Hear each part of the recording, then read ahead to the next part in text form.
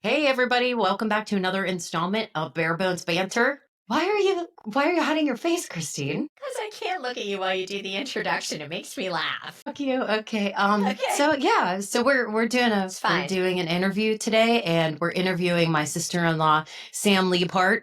See, we have the same last name. She's my sister-in-law. And I would love to tell you her title, but I don't know it. She's a nurse, and we are going to talk about mental health and mental well-being of our healthcare workers. This is interesting for me because I don't know shit about it. So I think I'm excited to learn about it. Sam, why don't you give us your title and tell us what that means, like what you actually do in a normal day? I'm fairly certain there's never a normal day in what you do, but go ahead and give it a shot. All right. So I'm Sam. I am Sarah's sister-in-law. I did marry into the Leapart family. I have been an ICU nurse for the last 8 years, and of the last three, I have been what's considered a clinician in our hospital system, which is middle management. So my normal day changes all the time. I'm either in the office or I'm clinical facing, or I'm a little bit of both. I'm a charge nurse. I'm just a Christine, I feel like that should strike an interest with you just because she said clinical more than once. And I feel like I hear the word clinical all the time when you talk about your nerd shit.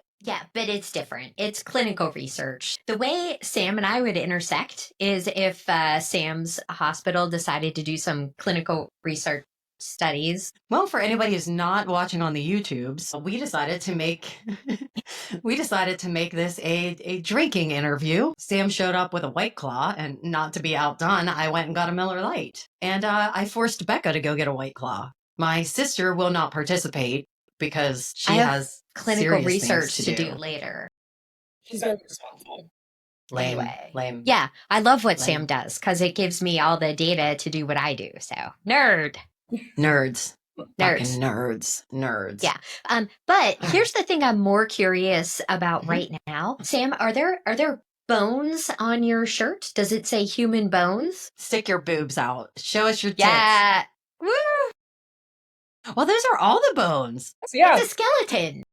it is. Unironically, I put this shirt on today and didn't even think about it and didn't change because I was like, oh, we're not going to be on camera. Here we are. Well, here we are. Well, there's only like a couple of us on camera. No one looks. Yeah, and it's nobody watches on YouTube. I think maybe one or two people do, so it's really not that big of a deal. Now that we've made that statement, they might. I mean, I stopped putting makeup on for these myself. Yeah, so we're good. For the person who has problems with noises, it happens every episode. I feel like that's the best one thus far.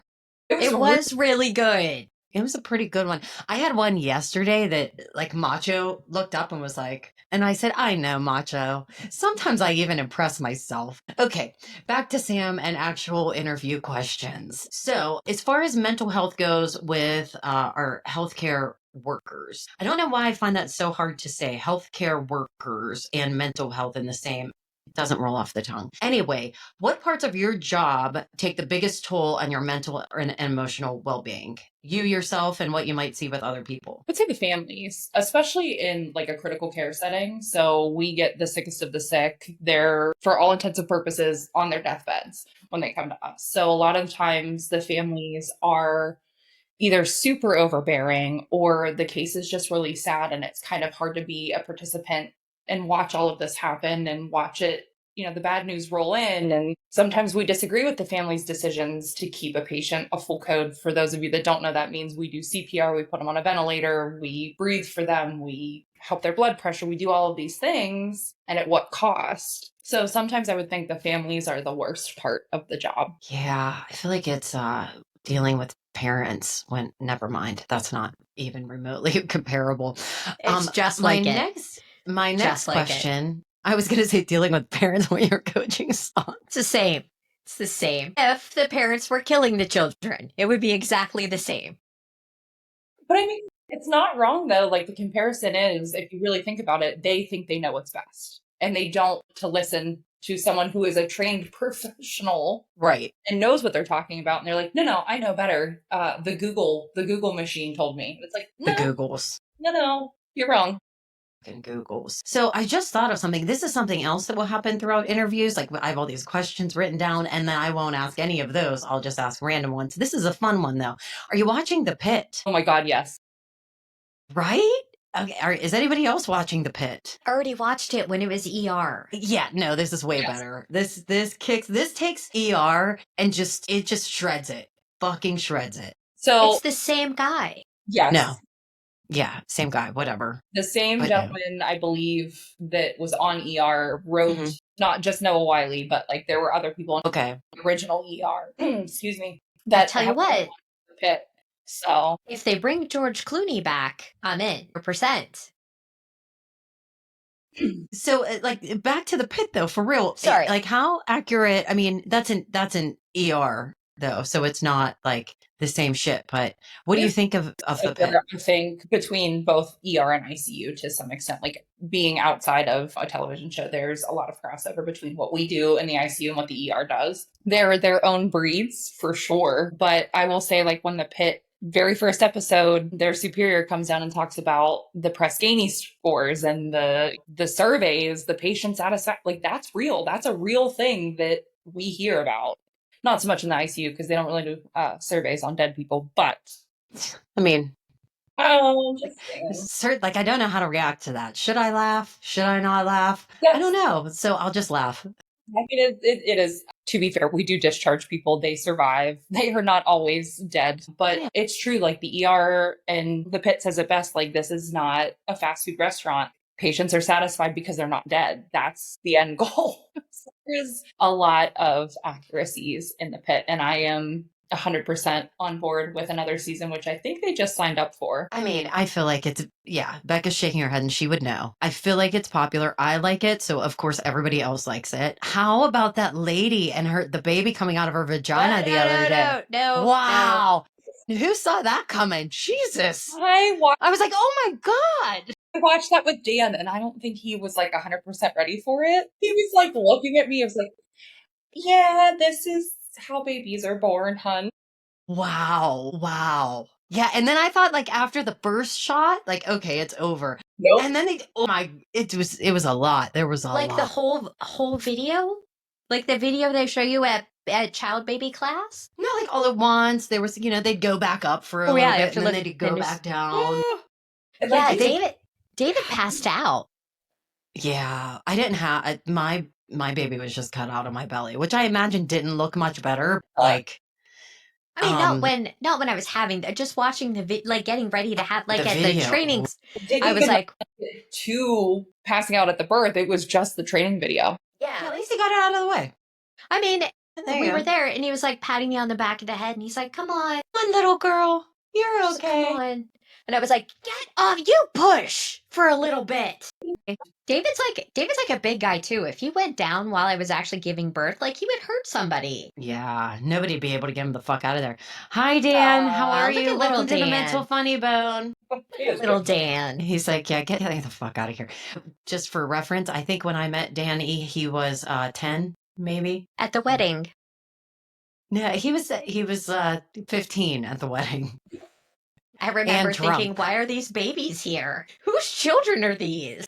It was a good wedding, man. It was a good wedding. Anyway, okay, so let's stop talking about the vagina and the baby. Actually, no, I have one more Alright. thing to say about it. Because what I thought was really funny is like the one girl like lifts up the little thing and they're like, how's it look down there or something? And she was like, I see hair.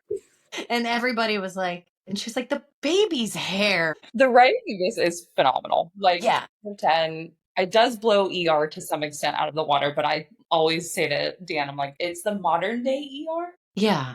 Christine, you have to watch it. You really do. It's very good. And I think that we're coming up on the final episode Yes. pretty soon, so you'll be able to just binge it. I have to watch Reacher. Like, I have a whole Yeah, lot of well, things to watch. Interchange those, because then you could like think about making out with Reacher and then think about making out with Noah Wiley a little bit, and then maybe going back to Reacher. Like, I don't know. Is that same time or no? I'm I reading mean, a lot of books. that floats your boat. I'm reading a lot of books where that is the plot line, and maybe I should like switch that up with like some nonfiction. Not the smut. Mm-hmm. That's what we live I mean, for. I read the There's- same book every fucking day because I read like one of them a day because they're so easy to read. And I skip through most of them because once you've read so many spicy scenes, it's like, You're like- Jesus, all right. Then what am I reading it for? Like, it's the same story, right? It's Basically. comforting. It's like watching a Hallmark movie, except with Mm. more ween. Okay, next We're question. gonna have to cut this whole episode out. The whole episode. No, I feel like Becca's going to do a great job at peppering in some of this because I feel like it's necessary. We definitely need to talk about the pit vagina. I feel like that's okay. Okay, so let's get back to questions. And let's see, which one do I like now? Do you feel that healthcare workers are expected to tough it out emotionally, and how does that pressure show up? I think to some extent, the expectation is that we carry a lot of the burden because we're the ones advocating for the patient when, family's not around. And but I feel like we are expected to some extent to just tough it out. It's a bad situation. It's a cardiac arrest. It's a code, whatever you want to call it. We are that patient's voice. So the expectation is set very high for us to just kind of grin and bear it and deal with the worst of the situations and just move on to the next room. I think it shows up a lot of the time in our break rooms, in my office, when my staff need that reprieve, and it shows up with tears. It shows up with frustrations with providers. It shows up with a lot of expletives and then it's suck it up. And then you go back out there and you get your other patient a warm blanket and a bottle of water. Like, we just have kind of programmed ourselves to compartmentalize. And that's scary. To me, that's scary. I don't, and I don't know how you do it. I don't know how it's possible. I cried on the way home the other day thinking about the dog that was in the stolen car back in September in Pittsburgh. I don't know if you guys remember the thing. I was like, oh my God, we haven't heard about him lately. Oh no, he's probably dead by now. Like, I literally did exactly what I know that we shouldn't be doing. And I made up a whole story about this dog and cried on the way home. I don't know how you see the things that you see and are able to, it's amazing to me. And I'm saying that as a compliment. We obviously need people like you, and it's just incredible that you can do that and kind of keep your wits about you. I mean, I think the funniest part about healthcare is that we stop, and this is terrible to say, but we stop seeing you as a person once you hit the door. Mhm. And we see you as like a puzzle and, putting the pieces back together and getting you whole again. You look so excited because I said that. And it sounds really shitty to say. Oh, am I allowed to swear? No, you can't fucking swear on our podcast. Oh my God, I just peed a little. Can I swear? I gotta go get another beer. I don't know the rules. It's not Damn. broadcast TV. We could do what we want. We're like Sarah when she was a teenager. Yeah, do what you want unless you have to be home by midnight. Fair.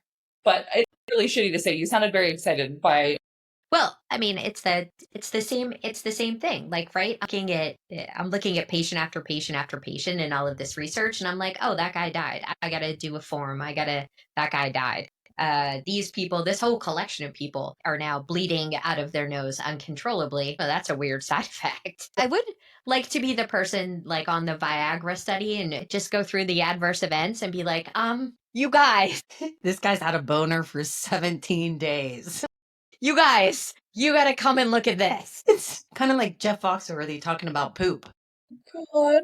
You guys gotta come in here and look at this. So every day in my house, pretty much. Right, absolutely. Oh my God. All right. Yeah. Sorry, distracting. But yeah, I mean, and I think a dark sense of humor helps. Yes, it most certainly does. I think I wouldn't have been able to develop my brain in the way that it is now if I didn't have a dark sense of humor prior to going into healthcare. So do you think, this is another random question. So the statement you just made is prior to going into healthcare, like you've always had that dark sense of humor.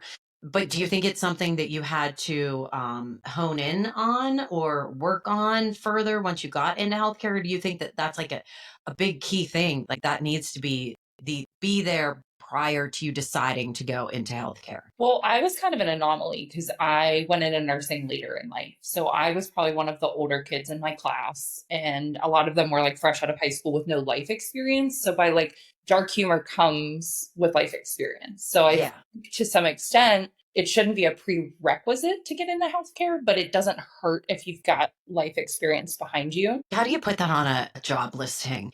You've got to have fucked up dark humor. That's the only way you can do this. I mean, to be fair, I wrote one of, you do your whole resume and my little essay thing that says like why I want to become a nurse, because they always ask you that question. And I had lost an aunt to a brain bleed. And, CORE, which is the Center for Organ Donation and Recovery, they came in. They scooped up her liver, and no pun intended. And the whole reason that I wanted to become a nurse was because that core nurse pulled my mom aside and said, "Hey, I know you promised her that you would be there for her last breath. Like, let's go into the OR when we extubate her. You can be there and she will take her last breath with you by her side." So that's why I wanted to become a nurse. And I was 14 at the time, but I didn't want to accept the fact that I had to do all the schoolwork because I was a lazy kid. I didn't want to do the schoolwork. Yeah, this is a family trait, even though we're not related by blood. It's a family trait. Well, I feel like it is.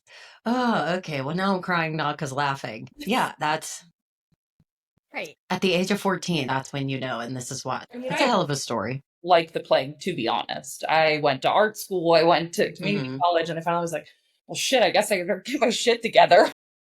You got a few crowns along the way. You were a dancer. Just so everybody knows, Sam was What kind of dancer?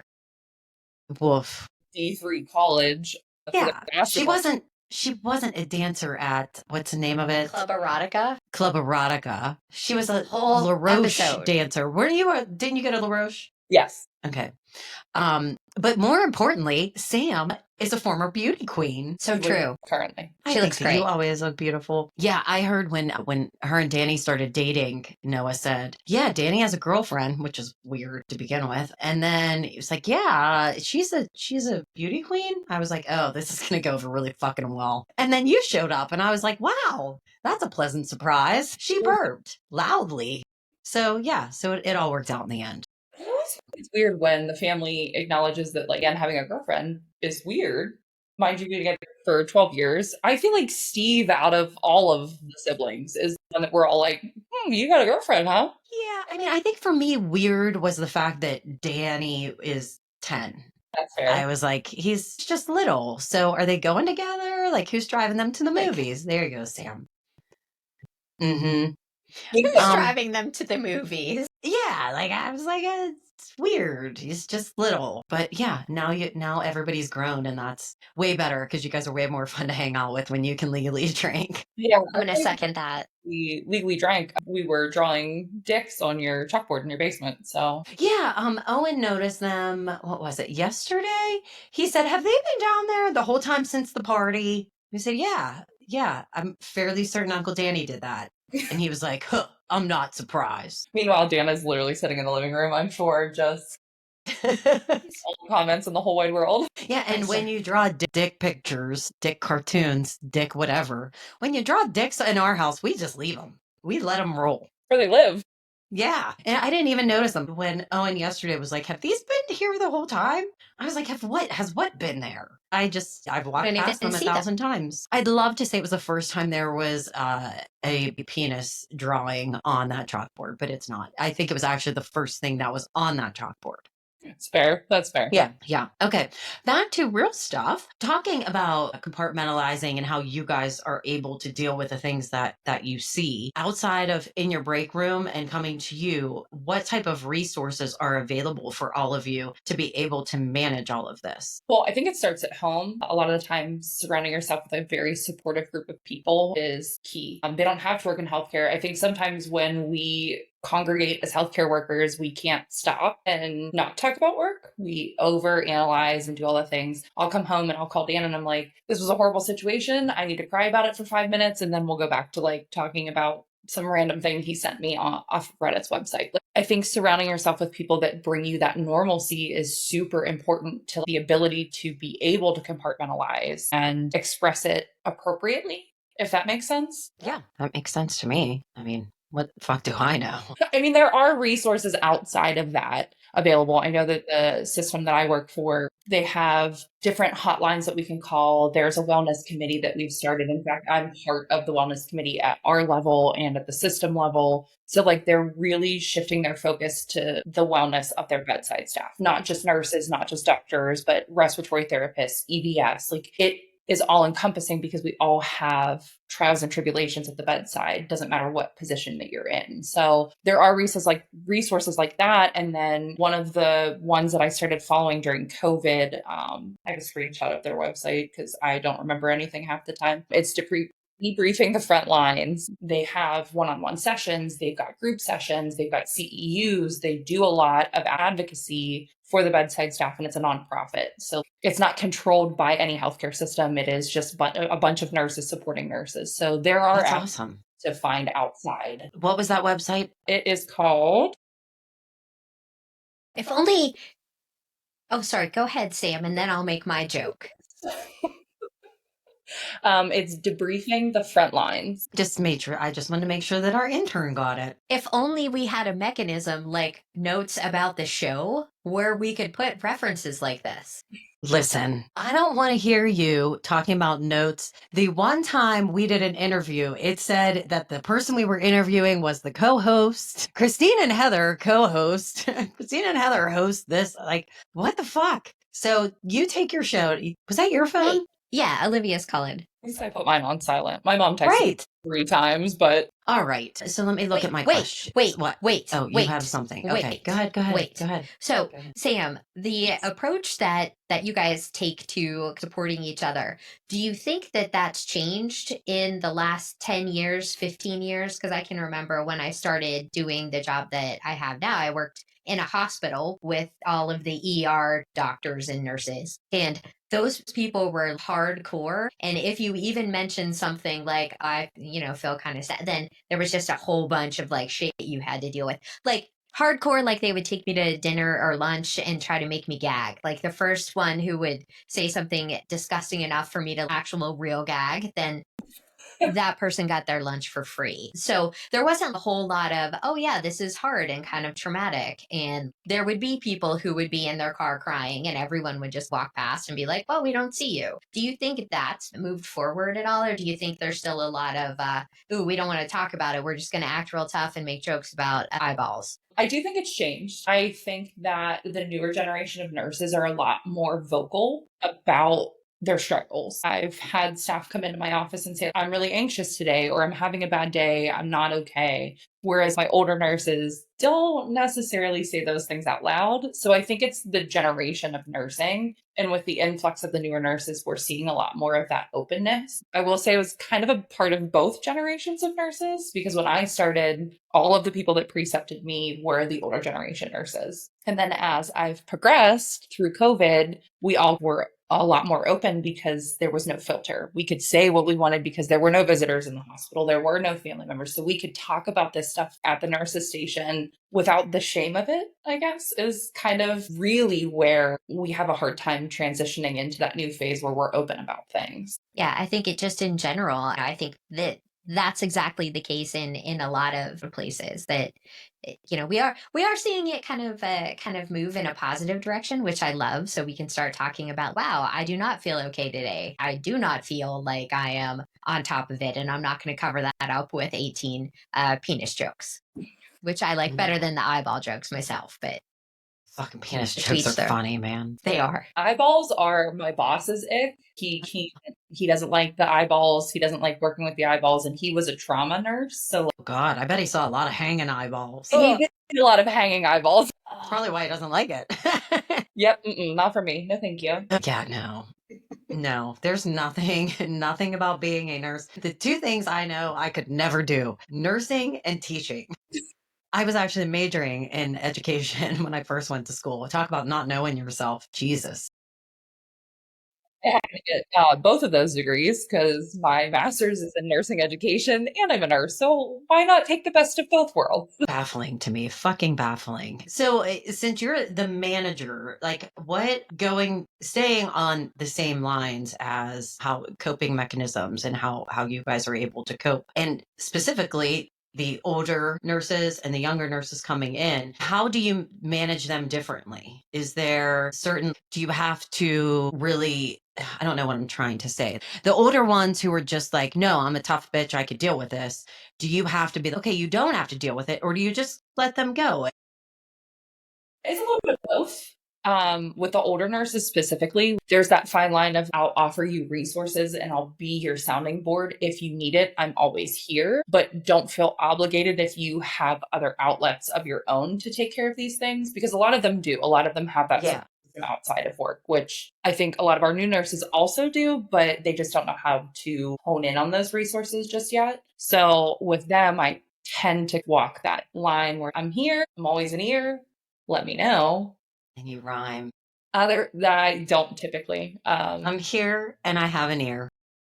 Oh, that's gonna be my new slogan. I'm gonna put it on a Mhm. t-shirt. As you should. But no, really, honestly, I give them that outlet if they need it. But I know myself, I didn't take that when I started in nursing, and I left a lot of that stuff internal, which I think slowed me down to some extent as I learned to be an ICU nurse. And then my newer nurses, they just come in and they just Yeah. their guts. And I'm like, okay, this I can work with. This I can tell you how to fix. This I can help you find a fix for. So it's a little bit easier to work with the newer nurses. No offense to my older generation nurses. We love you, older generation. You're not old. You're just part of the older generation. That's how we talk about ourselves, because I'm in that generation, I'm pretty sure. Anyway, I'm going to go, I'm actually going to go personal Okay.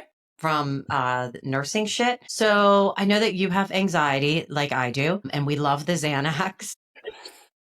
We love the Xanax. But you know what? I don't know when you figured that out. Have you always suffered from anxiety? When did you, because I know medication was new for you. So I don't know. Give us your story when it comes to personal mental health. So for me, I think around 6 or 7 was when I really realized that like I had an aversion to certain things that would like make me feel different. I had a healthcare experience, unironically, when I was a kid that I had to have a colonoscopy very young. Yeah, it was terrible. And I was also, for all intents and purposes, every time I would use the restroom, I would bleed. And I'm 6 at the time. So fairly traumatic. Now, as an adult looking at it, I'm like, that's not that bad. Worse I was happened. 6. But when you're 6, it's part of, your developing brain, and that shit sucked. And I still think about it to some extent as an adult, which is why I have a tendency to not pursue healthcare and not get my labs done. And my husband will yell at me all the time about it. And, I'm the worst patient as a nurse on top of it too. Y'all are. Y'all are. We really Go are. ahead. I think it's collectively those of us in healthcare don't like to seek out healthcare. But that was the first time I really noticed that it started. I grew up in a single parent household, so my mom has always been super supportive. She's always helped me try to find outlets. And then as I got through school, junior high school, I lost my aunt. She was not technically my aunt by blood. She was just my mom's best friend of 36 years. So I grew up with her. So it was traumatic to watch that. And then every little piece of my life had some kind of trauma attached to it that I think just formulated this portion of my brain that already existed, because anxiety is hereditary. And there are people in my family that struggle with anxiety. So I think it kind of just blossomed from there with traumatic events in tow. And not to say that my life was terrible. I have a wonderful mother and I grew up in a wonderful household, and my family's super supportive and my husband's family's super supportive, though they may not understand it completely. Dan took the time to learn about it when we first started dating and did research on it and understood it at that level, so that now when I have those moments of anxiety, he's able to support me in the best way possible. For me, it's always kind of been lingering. It was just, I think traumatic events as I grew up really formed how I am today. When did you start meds? Because I feel like that's fairly recent, or am I just a terrible sister-in-law and I just never paid attention? No, so I had always needed something PRN or as needed when I would go to the dentist or whatever. Mind you, my mom works in a dental office. So Yeah, that's right. somehow my biggest fear is the dentist. So she would, when she would make me an appointment, she would get me to make sure I had my meds and something just to kind of ease the anxiety of getting a cavity filled or whatever. And then as I started to progress through COVID and towards the end of COVID, when it really started to slow down, is when I started Zoloft. And, no offense to anybody that takes Zoloft, it just wasn't for me. I didn't like it. I liked that it quieted my brain a lot of the time, but I just didn't feel like I was getting better. So I talked to my PCP, who is a great friend of mine, takes really great care of me and my family. I had asked him, I said, I'm still having these moments of where I'm backsliding and I'm having these anxiety attacks. And then if you have anxiety, you slide into that depression because you're like, what's wrong with my brain? Why am I broken? When in reality, you're not broken. You just think different.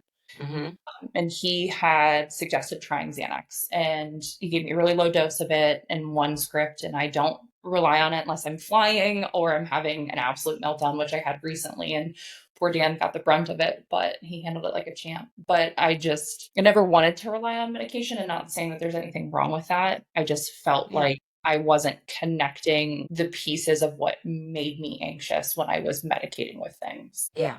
And that makes sense. And I think that's very valid. I think most of us don't want to rely on the meds, but I think we all realize that that's not the same for everybody. And it's also part of the major challenge with mental health in general. And we talked about that a lot earlier in the podcast, is how much it sucks that it takes so long to find that balance. If you are someone who's going to take meds, and the meds are really what can help you, just to find the right medication, the balance of the medications, it's a tough road. And I also think that there's not enough resources out there for the people that don't want to take meds, or maybe don't the same benefits from medications.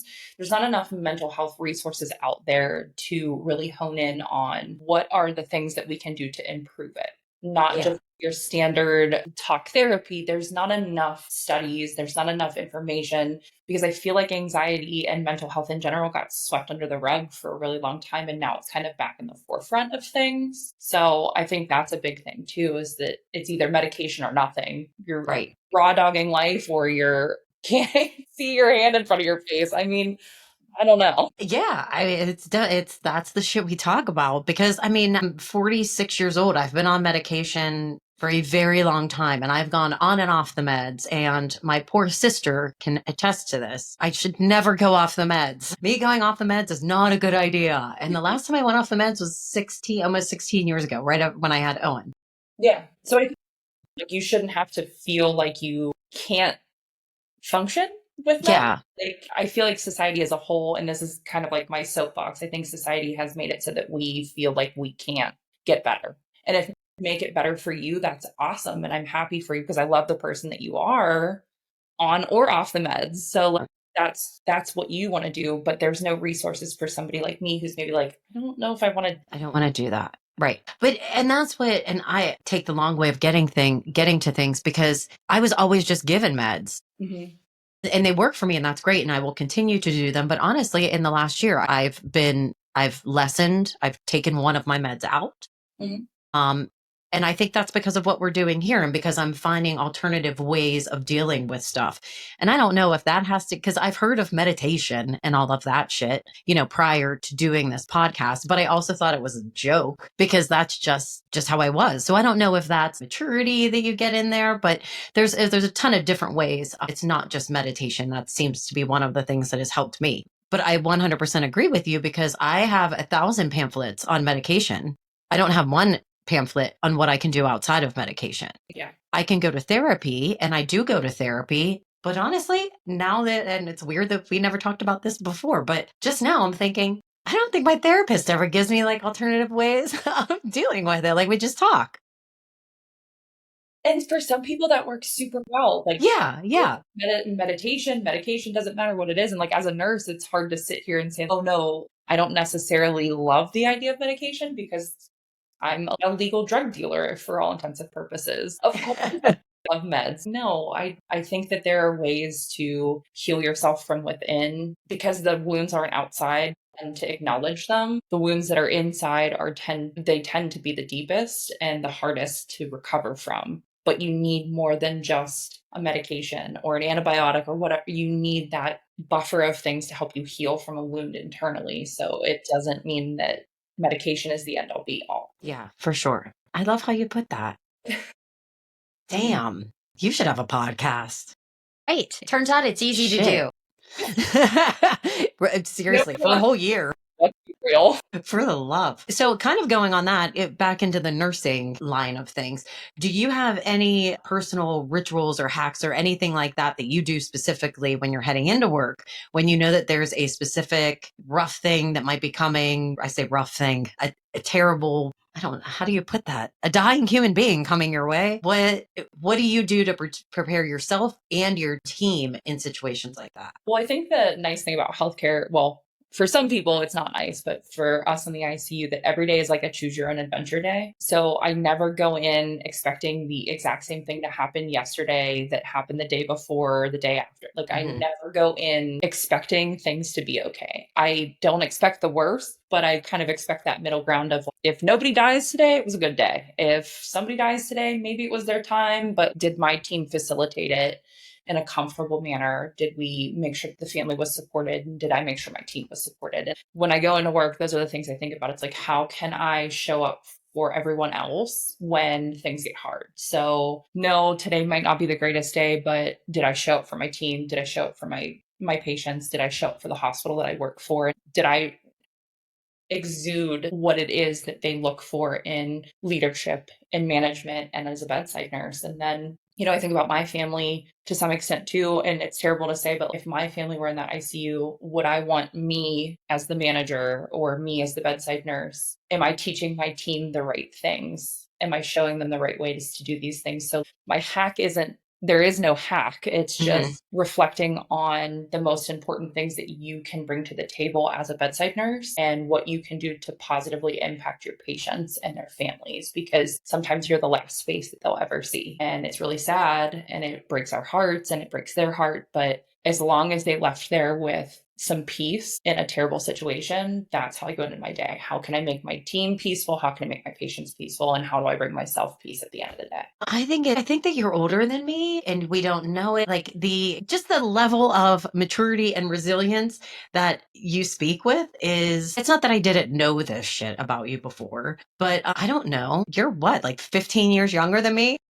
I'll be 33 in July, so Close to it. Yeah. Yeah. No, I'm not doing the math. But yeah, you are an impressive individual, Samantha. Yeah. That's just a level of shit that I would never think of before the last year. Honestly, you talk about bringing other people peace, and the people that work for you peace, and the family's peace, and yourself peace. And I'm like, man, I'm real fucking sad. Like, sucks. And make no mistake, it took me a long time to get here. Jokingly, say that, well, I don't even say it jokingly. Dan is my person. If you're a Grey's Anatomy fan, you get the reference of they're my person. But like when Dan came into are you shaking your head? You didn't watch Grey's either? I saw it when it was ER. You're a dick. Touche. You need. For those of you who don't know the reference, there's two characters and they talk about how they're each other's person. And when I met Dan, I was getting ready to start nursing school. So he has been through some of the highest of highs and the lowest of lows with me. And for me, when I think about all of the things that bring me peace, it centers around him. It centers around my mom. It centers around my family dynamic. So to be able to adjust myself throughout the years and move forward with someone in tow that understands what I'm going through has made me come to the realization that I need to do that for other people too, if that makes sense. I'm rambling. 100%. No, you're not rambling at all. Yeah. I mean, we're the queens of rambling. Oh my God, we have a whole podcast about it. We could have done this a whole year's worth of podcast probably in like 4 sentences. And yet here we are, right? You can't shut us up. But I think some of what you're saying, Sam, is a lot of what, like the conclusions that we've come to is like lining yourself up for, be where you are with your values. This stuff is important to me. So what I'm going to do is I'm going to show up in the way that makes it so that everybody can do what they have to do. These are the people that are important to me. These are the things that are important to me, and being able to, approach your life where you have those things kind of lined up makes it easier for you to keep your eye on your mental well-being, I think. And I think in certain professions, a lot of that is really in front of you all the time, right? In order to get through the day, I have to have this dark sense of humor, but I also have to have people who will underneath that really understand, support, and help me to do this thing that I really love to do. There are some professions where you can kind of fake the funk for a little bit, but there are others where you have to pay a lot of attention to your mental health because it's being attacked all day. And if you're not in a place where you're able to find that support, then it is a big struggle, right? So yeah, I feel like Sarah's getting there. Yeah, I mean, she had all this shit figured out, and right. You were like, I don't know what's important to me. She didn't even have to do a podcast or Coaching. I had to start my own fucking podcast, get a personal coach, and I still don't know what the fuck I'm doing. I still don't know what my purpose is. Listen, there are times I come home from work and I'm like, what the fuck did I just do all day? And why do I do it? I think there are moments where in time where you find your purpose and it makes sense and you're ready to go and you greet the day with that attitude. And then you get home and you're like, nope. What just happened? But that's the other thing that we talk about is that these things change Mhm. a lot. I am always jealous of someone like yourself who are passionate about their job and they really enjoy their job and this is truly their purpose and they love what they do and they have a commitment to it. Because I've just never been that excited about railroad ties. Like, I can't get it up for the railroad ties. I'm sorry. So I'm just, it's amazing to me. I get jealous, but it's also inspirational to me because it doesn't matter how old I am, I can still change and find things. So I'm finding them. I'll get there one of these days. We'll all get there. I don't know. I like myself. That's like what I figured out so far. Right? The things that I like and I'm passionate about. Me being happy. Me. It's okay. Dog. Drinking. Me. You gotta be selfish sometimes. Macho. Like, I don't know. Okay.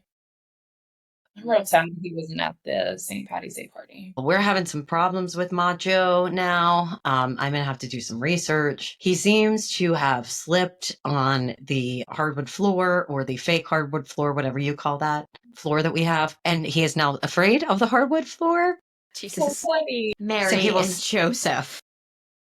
Do you have to carry Literally- him everywhere now? I'm trying to force him, but it's so sad because he will literally stand at the end of the area rug and bark and like cry. No. I tried to line up, like I got old rugs that we had downstairs and like I tried to line them up so he would this is what I do. He has anxiety. I spoil the dog, but he doesn't like the new carpets or rugs. They were a different texture. So my dog has Right. autism. It's okay. Lots of pets do. I think Uno does. He's on the spectrum for sure. That cat is, man. Yeah, I'm like, dude, what? Like, I thought at first, like, maybe he was just I thought there were some spirits in the house because I totally believe that dogs see Yeah. that shit. I know with our old dog, Jigs he was in touch with the spirits in both of our houses and I knew it. And so I thought that that's what it was. But unless he thinks the spirits are coming out of the hardwood floor, to me it appears that he has developed an aversion to the hardwood floor, and I don't know how to Boy. fix that. You I'm gonna to have to. like, get a purse now. What's that? He's not little enough for that, but maybe a backpack. I don't know. There's a dog that I have followed for years on TikTok that they created a backpack for Maxine the corgi. So I might have to check it out. buy Macho a backpack. Maxine, Just God, can you imagine? So. For all everyday use, like just how is he going to eat? Well, if Fine. you put the dog down when he got to eat, She like, won't. Yeah. She won't, Sam. You know she won't. She'll just carry it. just like this on the shoulder. I Right. mean, I'm pretty sure Maxine has received treats while in the back. I'm fairly certain I have spoiled this Picturing it- dog. I'm picturing it more on the front, like a Yeah. Wow. And he could just lick your face Mhm. if he's on the front. Wow. There you go. God. Yeah, we have to bring the food into the living room now on the carpet. Yeah, fuck that. That dog's not getting. Nope. let's get a baby backpack and put him in it. There's There are refurbished ones. I think on that website they do like the refurbished ones that like didn't fit- refurbished. Yeah, no pun intended. I think they literally say like they may come with dog litter. So Wow. Wow. It's making my head hurt. Sorry, I was asking Sam if she knew of any ways that I could deal with my anxious dog. She seems to be much more knowledgeable and in tune than I am. one of my So, best is a vet tech. So let me know if you guys.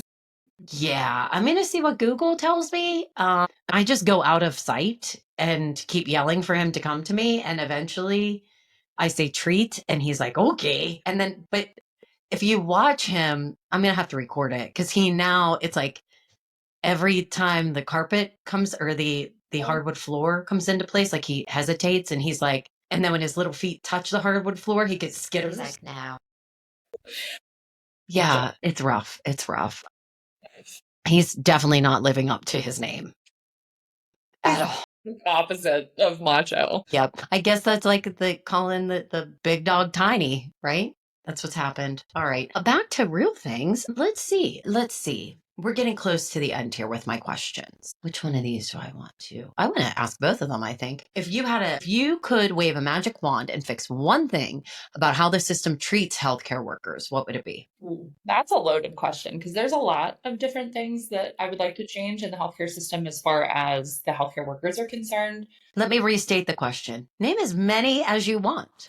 I think the biggest thing is just the overall acknowledgement of how hard we work and how our voices need to be heard too, whether it's as far as like improving safety in the hospital or improving the units with, when they come in and do the fixing of the lights or whatever, like they don't ask nurses what they would like to see done in some of our patient rooms. They're small, there's not enough room for the equipment. So I think just the overall idea that let our voices be heard too, because we are the ones at the bedside for the longest. I love my docs. I work with some of the greatest doctors I have ever been around. They're the smartest, they're the most knowledgeable, but they're not at the bedside as long as my staff is. And as long as I've been, they don't always hear us. So I think just kind of that respect would be one of the biggest things I'd change. Yeah, that makes sense. And I mean, me being not a healthcare worker or nurse, you don't think of those things though. Like you really don't. Like the amount of time that you are bedside, the amount of time that you're in that environment is way more than what the doctors are seeing. And yeah, that totally makes sense. So kind of the same question, but out to us general public, like what's something that you feel we should know about you as a nurse, your team, something that we might not consider?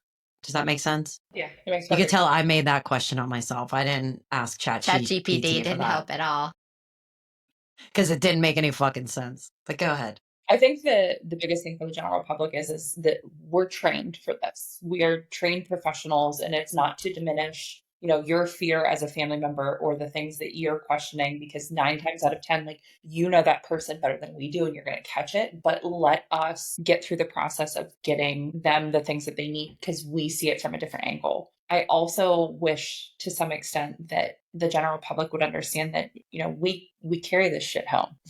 At the end of the day, it doesn't matter how good you are at compartmentalizing or how good you are at leaving work at the door before you walk in the door to your house. We still think about that family member. We still think like, what could I have done differently? What could I have done better? Could I have advocated harder? Could I have pushed this physician to do different tests or scans or whatever? We're still human and we still carry that stuff home. And we think about you guys and, we think about you when your family member has passed and, we send our condolences and we pray. If you're a prayer person, we pray. And if you're not someone who prays and you just think about them and hope that whatever is their soul is, in a good place, we're still people. So we're doing the best that we can in the situations that we're dealt. It's not always pretty and it's not always the best outcome, but you can't get mad at us. You can get mad at us to some extent, but you can't lash out at us. Well, so now I have another question on top of that. Sorry, Christine, if you have any questions. I'm on it now. I'm into Right. You're in a it. year and a half.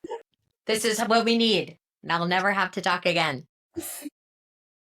So I imagine that there are times when you encounter families who are trying to tell you what to do. And what is the best way to go about? Like they do know this person better than you do. And they're very convicted that you need to hear something. What's the best way for that person to go about that and have you guys hear, I guess? So what's nice in our ICU, we have like a formalized process with myself and my counterpart and my boss. We all are trained in a certain style of nursing, I guess, where we're able to have these kind of bridge conversations where we're the advocate for the family as well as the patient to our physicians. Now, we're really lucky. Like I said, we have a really great physician team. I work in a non-teaching hospital, so I don't have residents. I don't have interns. I just have attendings and that's it. And a lot of them have been doing this for a very long time. So I don't get a lot of the pushback that maybe some of these teaching facilities do. So our job is to help kind of facilitate that conversation between the physician or the other teams that are involved in this patient's care and get the family members the answers to the questions that they have. A lot of the times in healthcare, everything is slow, just like everywhere else. So we may not have all of the answers, but we're able to kind of corral the family and say like, okay, we don't have the answers right now, but let's meet tomorrow at noon with the critical care physician and palliative care and bring them both in and we can talk through the results of this test if we have them by that time. So I think leaning on more experienced for hospitals that don't have this program, leaning more on your charge nurses who have experience that can kind of handle those conversations, because that's what kind of leads you into leadership as being a charge nurse. So like I had a lot of experience as a charge nurse. Some of my most favorite nurses that I work with have been charge nurses since I was born. Make Lean us on feel them old. to facilitate those conversations and kind of temper all the flares of all the different fires. Gotcha. Christine, do you have a question? No, I was listening to Okay. that, and Um, it's so interesting to me. Like all of like the way that people decide to get into this and the way that people decide to stay in this is just amazing. speaking of that, do you see a lot of people that come in, Sam, and they're like, fuck this shit, I'm out? Like, or by the time they get to you, they're pretty committed to it. I would say a lot of the times by the time my nurses get to me, now that's not to say that like we hired a ton of graduate nurses, like fresh out of college, brand new to the healthcare field, not jaded, not a chip on their shoulder, sweet, shiny, and bright. Sweet and shiny. Not so much me. But we do see a lot of them like they're ready for ICU. They did their year of progressive care, they did their year of floor nursing, they know what it means to be a nurse, and then they come to the ICU and they're like, shit, did I really want to do this? And then they Yeah. have those like string of good days where they feel like they're helping and they feel like they're doing a lot, which they are. And then it kind of renews your faith in that particular role. But I will say when COVID hit, some of my most senior nurses left. Like truly. And I know that we talk about COVID a lot in general in healthcare, and it's 4 years, 5 years later, and we're still talking about it. But I lost a lot of great nurses to COVID. Do you think it's a bad thing that I'm sorry, I interrupted. Do you think it's a bad thing that we're still talking about COVID? Like, I think that I think I that don't we should be talking about like, are tired of hearing about it in the sense that like, okay, we've progressed, we've gotten through the worst of it. It's still pretty bad, but it's not as bad as it was in March of 2020, where people were dying faster than we could keep up with.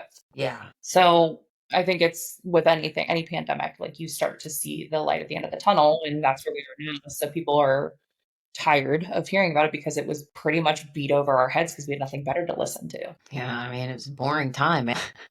Not for us. I was just gonna say, so where were you? Where were you 5 years ago? I was in Vegas with Dan. March of 2020, we had flew. Hello. Flown. I think feel like either one works. I mean, whatever. We Yeah. had been in Vegas with his company for like, a week or so. Everything was kind of like filtering into the United States where they were like, oh, we're going to shut down international flights. And then it was, oh, we may shut down domestic flights. And I looked at him in our hotel room and I was like, how in the hell are we getting home? If they shut down domestic flights, like, I need extra Xanax. so luckily we were able to make it home, and literally days after we got home, the entire Vegas Strip was shut down. Like, Yeah. I mean, the world went dark. We just gotten home. I stayed away from my family. He stayed away from his family. Like we didn't go out. Yeah. And then I walked into work right after my time off, and we had our first suspected COVID patient. And it was a younger kid, ended up having a vaping injury, lung injury that they thought originally was COVID because we didn't know a whole lot about COVID at the time. So, I mean, full stop, we had the isolation room, we had the negative pressure. We thought that he had COVID and everything came back negative, thankfully. And then after him, it was like the whole world exploded in our ICU. And we were typically a 16-bed unit. We opened up one of our extra ICU pods that is like not really functional. It's functional in the sense that we can see patients in it, but we don't need it. We became a 24-bed unit. One side was like the clean, everybody's no COVID. One side was suspected, and one side was full confirmed COVID. So Yeah, that had to be. I mean, it was a crazy time for everybody. Being in healthcare, though, it was wild. I can't even imagine. I mean, it may have almost been like living with your mother-in-law in an apartment, but I mean, almost. I don't know. My It mother-in-law was walked So It was the best of times for me. It's okay. I love the fact that there was nobody like out on the road. I like the fact Right. that like I could go pick up my groceries and I didn't have to yell at people Everybody in was living like a traffic. hermit. It was amazing. Yeah. I did puzzles and people There were was like, lots of wow, that's puzzles. weird. Yeah. Remember, you couldn't find a puzzle. Like you couldn't. Right. You had to like buy them at Goodwill. It was insane. thing, remember that? Yes. Yes. I did not watch The Tiger King. Oh my God. It was way better than No. ER. No, I watched Chimp Crazy. Did you watch that yet, Christine? I know I told you to watch Chimp Crazy. You got to No. watch Chimp Crazy. If you I watch haven't Tiger watched King, anything. I haven't watched it's on anything. Sam. It's on Max, and I really Hidden want you to watch videos. Chimp Isn't Crazy. that thing that like had a monkey and it ripped her face off? That's part of it, because that's part of talking about why we shouldn't own them. It's just a little bit about it, but it's about a woman. It's about they think that they're doing good for these animals, and they're not. And yeah, it's about how fucking crazy this lady is. Like she's fucking bonkers. Yeah, you would really like Tiger King then. I feel like I just can't with that guy. Oh my God, it's the best part. He makes the whole damn show. I am never going to financially recover from this. I said that all the time. All right. Well, Noah and I are running Damn out my of things pants. to watch, so maybe I'll suggest that because I don't think he's ever watched it either. We just watched Barry on Max. If you've not watched So good. So Looks like good. Becca has seen it. Becca, you're allowed to unmute and participate. It's fine. You could just delete yourself later. I mean, not in a bad way. Not in a, oh It's God. terrible. it was really good. I was pleasantly surprised. However, I was a little disappointed in the last episode. Not gonna lie. Damn it. Damn it. Yeah, I'm gonna have to check it out. I was miserable for like a year after Game of Thrones. Yeah, I didn't watch Game of Thrones, and now I will never watch Game of Thrones. Not just because of you, but because of everybody else and how it ended. I'm like, well, obviously, I'm not investing the time in that. It was worth the watch, even with Do you want me just to tell you the plot of the books? Because I could do that. Well, I think you started with the books, and I started reading the books, like because you said you have to read the books, and it was like the beginning of it was terrible and made me sad, and there was death. It doesn't get any better. It's like having was a baby. really- It doesn't get better from there. There was a lot of bad stuff that made me feel bad, and I was like, I can't. I need to read a nonsensical, spicy novel, It's also an option. or I need to read more about vampires and dogs Yes. or wolves, whatever you call them. Werewolves. Yes. series. So good. Well, That's why the Sarah ori- reads books now. What, Twilight? Yeah, that's the first book. That's the first series like I ever got into outside of school. What about Harry Potter? Are we just gonna leave that one out there? I read that after I read Twilight because Twilight is literally the first series. I was 30 years old. I just had Owen. And that was the first time, it's a big deal in our marriage because Noah's like, when we got married, you didn't read. Now that's all you do. And I don't like it because I don't read. Yeah, but Twilight's what God. started it. Yeah. There you go. This is this is going to be my next one. I have heard so many people read these books, and I can't bring myself to do it. I'm actually right now reading a book about a girl that works in the morgue, so can't escape the things. Yeah. I mean, hey, you're into it. Stick with what you know, what you like, right? Dan always asks me, he's like, how do you go to work for 12 hours a day and come home and watch The Pit or watch ER or Grey's Anatomy? I'm like, no. It's probably because I like to yell at it and tell them that they're wrong, but That'll never happen. I'm never making out with that guy in the closet. Those closets are small. meanwhile, stuff you don't shock asystole. You don't do Yeah, that. no, okay, yeah. So you're thinking different things than I'm thinking. I'm Okay. like, I would definitely make out with George Clooney in a closet. Yes. But that's my problem with the latest season of Reacher. Like, not like any of them are really believable, but the latest season of Reacher is like, I've started to now look at Noah and be like, no, it wouldn't happen. It just wouldn't, I can't even act like this is okay just for film. I can't. Like, this is the most ridiculous thing I've ever seen. Christine, stop typing. I can't. I'm Stop on mute then. That's what's gonna trigger you currently. We're gonna wrap up. Let's see. I think I already asked that one. All right, the last one, Sam. If someone is listening to this and struggling right now from a nurse perspective, what would you want them to hear from you? Ooh, That's a good one. that is a good one. provided somebody makes it through this whole thing and listens to the end. Becca's going to make it work. I would have to say if I was that nurse, and I was that nurse when I started as a GN, it was really rough. I had a really terrible unit director who made me feel like I wasn't supposed to be where I'm at. I'd say to them, like, truly, at the end of the day, it's the impact that you have on your patients that matter. It's not the formalities, it's not the surveys, it's not the discharge surveys, it's not the Press Ganey scores. It's what you do for your patient in that moment when they're at their most vulnerable and their most weak. And if you can feel good about yourself and what you did for them at the end of the day and go home with your head up, knowing that you made an impact, whether they remember you or not, but they remember the care they received from you. If you can go home knowing that, then stick with it, because sometimes that's going to be the only thing that gets you through a day. Like, hey, I changed the trash bag in somebody's room, but it had been unchanged for days. Now their room doesn't smell like feet. I don't know. Like, it's stupid shit like that. Like, I washed my patient's hair and braided it for them today. The worst days can be horrible, and you can see the worst things happen in a 12-hour shift, and it is unnerving. But when you walk into another patient's room and they're smiling at you and you've braided their hair and you've gotten them fresh water and you changed the linens in their bed and you gave them a bath because they haven't had a bath in days and they can't bathe themselves, like, don't ever stop doing those small things, because that will make you feel like a superpower at the end of the day. Like, you walk out and you're like, I'm a superhero. I did it. And I love that, because I feel like most nurses, I would guess, got into it for those reasons, to help. I mean, that's what they want to do. They want to be the shining light. I mean, we're often overlooked as the shining light, and a lot of we're the punching bags. And like we've talked, you and I, about care worker violence, and not to dive into that because I'm sure that'll be a whole other hour-long conversation that we can have. Yeah, it's a thing. We typically are the punching bag, so like we don't go into it thinking that's what we're going to be. But if we can provide something that impacts them in a positive manner and they don't feel like they are alone or scared or no one cares about them, then we've done our jobs. Awesome. Yeah, and I'll say again, you are more mature than I am. And thank you for taking the time to talk to us today. We really appreciate it. Yeah, you continue to amaze me with how you deal with things, and we love it. I love it. I'm assuming that my sister and Becca also love it. I'm just speaking for them. So cheers. And you deal with Sarah. So, I mean, that is also the brightest part of Sam and I are the brightest part of this family. Let me tell you. I mean, Dan's sitting in the kitchen. He may disagree. I don't know. He hurried away quietly. We make this family fun. We make holidays.